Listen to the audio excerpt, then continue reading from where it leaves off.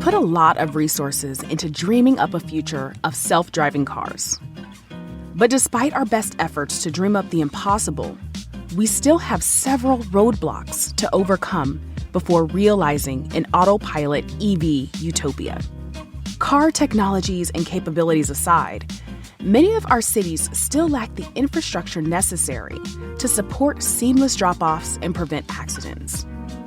Many lack even the infrastructure to support existing mass transportation technologies like buses and trains. Then again, has that ever stopped us from dreaming before? I'm Sherelle Dorsey, and this is TED Tech. Today, let's dream together about what a green car utopia could be as electric vehicle entrepreneur Freeman H. Shen takes to the TED stage.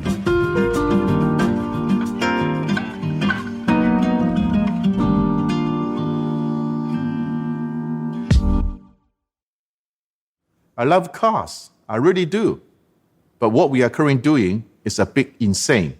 Cars put smog in the air, create traffic and congestion, and cause accidents. This might seem like a crazy thing for me to say, but I am hoping for a future with fewer cars, mostly smart EVs, and cars can do more for us. Some of the biggest changes ever take place in the auto industry are happening right now, affecting not only the cars, but the very fabric of the city in which we live. Governments across the world are committing to change the way we move, and EVs are at the center of this change. Today, most of the cars powered by engine or battery are not truly smart vehicles. Only smart EVs are computers on wheels. They are not only connect vehicles, but more importantly, use a lot of technology, including artificial intelligence, autonomous driving, big data, cloud and edge computing, 5G connectivities, and highly efficient e-powertrain, etc. These technologies are creating cars that can talk to us and the world around them and act accordingly.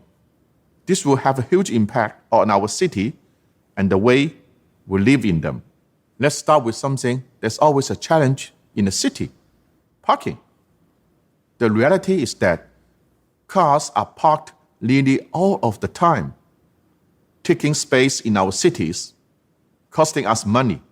But right now, technology that allows your car to drop you off and then go park itself exists. My company, with our partner, has created an autonomous valet parking system, which will be powerful enough to allow you to step out of your car and leave it to park itself hundreds of meters away. This technology is real. It's already in our production car. In the near future, your car will be able to book a space beforehand, and it doesn't take up room and cause traffic jams looking for one, simply by talking to the parking lot. When full autonomy becomes the norm in just 5 to 10 years, the car won't even need to park. It will be driving other people around on a car sharing platform, plugging itself into the grid to charge when needed.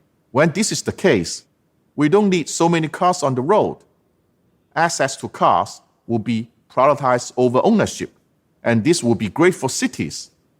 In my vision of future mobility, autonomy will reduce congestion and necessary infrastructure, create more room for better-looking, greener spaces.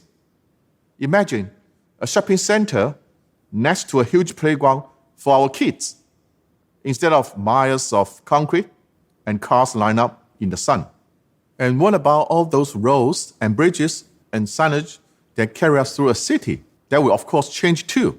Autonomous cars will be designed to read the environment around them, knowing the best routes and guiding passengers to their destination with less congestion. We won't need signs for the one-way street or pedestrian crossings or how to get to the bridge or when not to take a left turn.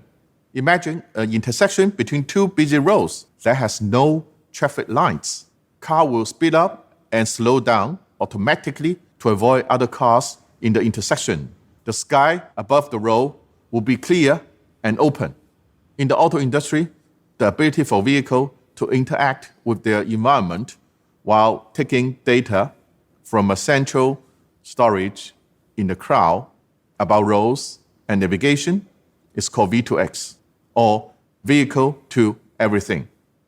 V2X is what needs to happen in order for us to take the final steps toward a city where cars can drive themselves. Because it is at that point that our vehicle will hold everything as humans need in order to drive at an even greater scale and definitely more safely. The number of cars with V2X capabilities is growing rapidly around the world, and especially in China. In Wuxi, a city of 6.5 million people in China's Jiangsu province, there are already experiments with V2X in autonomous driving. Around 220 square kilometers of the central city is designed for V2X with over 40 assisted driving solutions. In Wuxi, traffic lights automatically adjust to green for ambulances as they approach intersections.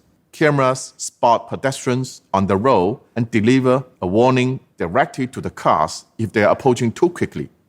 Smart EVs can also receive alerts about unexpected situations such as nearby construction sites, accidents, traffic jams, or emergency vehicles. And with this comes massive implications for safety. Imagine someone is having a medical emergency. Today, getting yourself or someone else to a hospital in a hurry can put you and others in danger. A car can only tell you the best routes to the hospital. In the future, the car will be able to send the medical information ahead of time to the hospital, allowing them to prepare corresponding medical equipment in advance.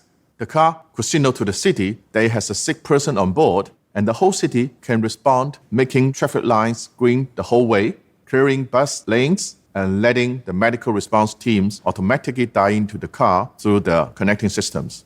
This new era, where our cars talk to the world and the world talks back, will dramatically change us, our mobility, and our cities. I believe we'll have fewer cars on the road, but we'll get where we need to go more efficiently, safely, with more fun, green space, and blue skies along the way. Thank you.